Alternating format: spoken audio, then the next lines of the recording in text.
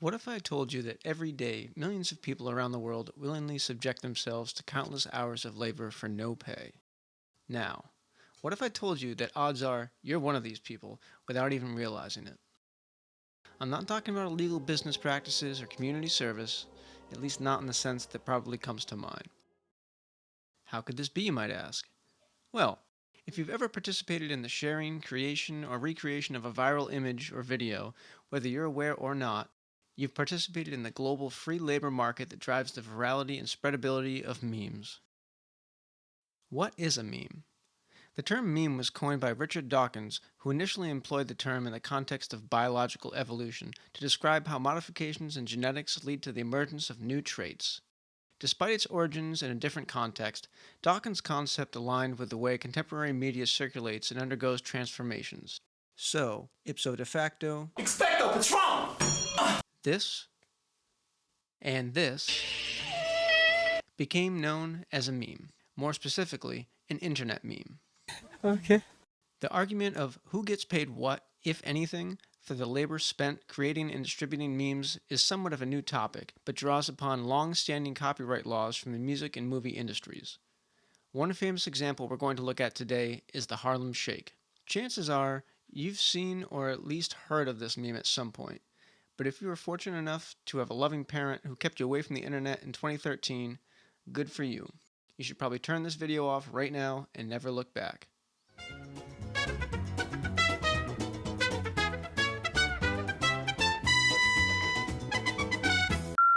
Gone?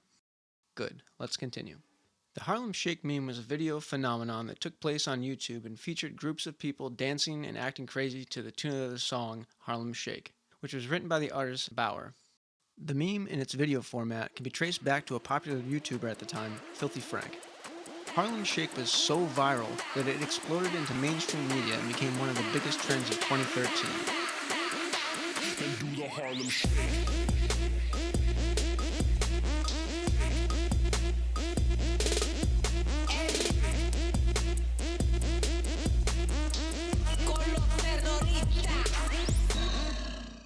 Thousands of videos were posted in response to the trend, accounting for over 1 billion views, which in turn generated millions in YouTube ad revenue.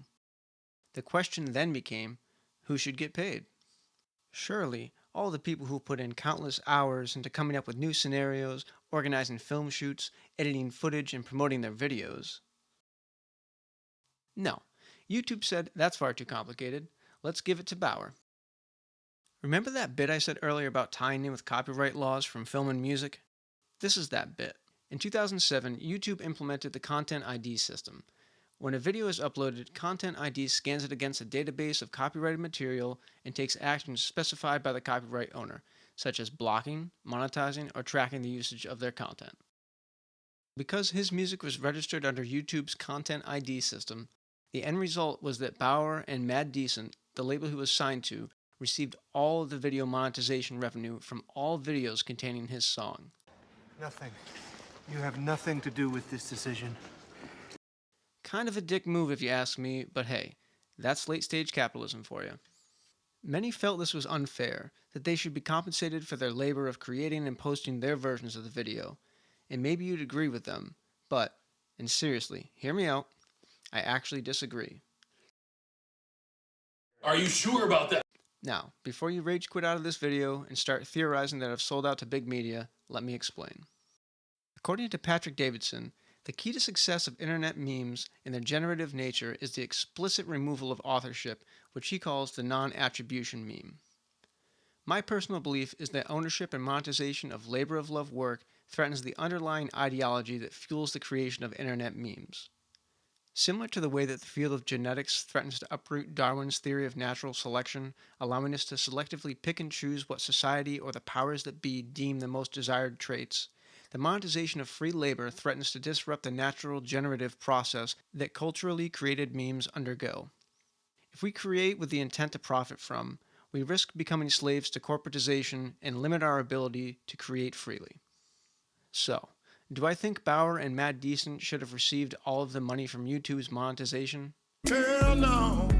To the no, no, no. Yeah, to the no. Listen. Like I said, that was a major dick move. And just look at them. Does this look like the face of a guy who's going to use that money wisely? Imagine for a second a world where reposting a meme to a social network site such as Twitch, Facebook, X, Reddit, or any of the other countless social media sites might result in you being hit by a copyright violation, a cease and desist, or being sued for unlicensed use. Think about what that would mean in terms of the reproductive nature of memes. Would memes even be able to exist in a world where participation in derivative works was hidden behind a paywall? Even if somehow an ecosystem was formed within these new constraints, the exclusion of the vast majority of participants' ability to participate would render the memetic function obsolete. In this world, I envision the most popular memes being owned by a few companies who license usage of memes to service providers for a fee. This additional cost would most likely result in the service recouping their costs by imposing premium fees on their users who wish to have access to these memes. Want to send a meme to a friend via text message?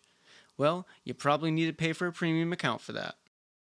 The democratized nature of meme culture, where anyone can contribute and participate freely, would be replaced by a restrictive system dominated by a handful of corporations wielding control over the most popular memes. The vibrant and spontaneous exchange of humorous, relatable content would be stifled by paywalls, transforming the once open landscape of meme sharing into a gated community accessible only to those willing to pay premium fees.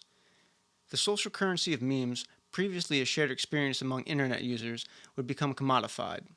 The creative and communal spirit that has fueled the rise of memes as a cultural phenomenon would be endangered, giving way to a commercialized landscape where humor is a privilege rather than a shared expression of collective creativity.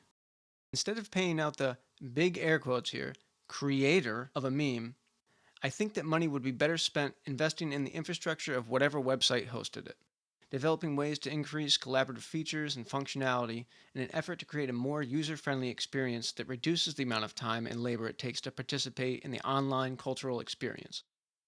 In this way, everyone sort of gets a slice of the pie, because their experience becomes elevated. Unfortunately, in this case, it would be YouTube, aka Google, who already has way too much money, but I think you catch my drift. Anyways, that about wraps things up. Feel free to attack me in the comments, but please avoid using any unnecessary hateful speech, as this tends to upset my mother. See you again soon, bye!